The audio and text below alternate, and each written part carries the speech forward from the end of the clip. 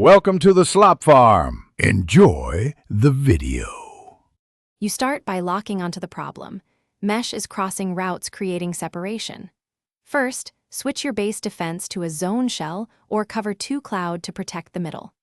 Once done, press the outside receivers selectively and immediately assign user control to the inside linebacker or slot corner. That lets you undercut crossing lanes.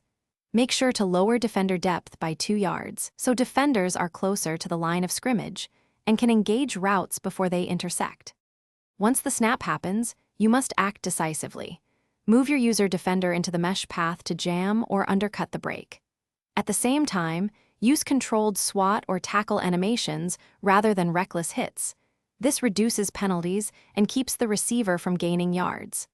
Then, send a delayed 1- or 2-man blitz occasionally to shorten the quarterback's pocket and force quick throws. Keep rotating blitz timing so the opponent can't simply hot route into an open mesh window. To close the stop, you want to finish plays by committing to user tackles and consistent pre-snap coverage changes. If the mesh persists, shift to man coverage on the targeted players or bracket the slot receiver with safety help. Once done, hot route a flat defender to take away the underneath crosser. If things still go wrong, review the opponent's sequence.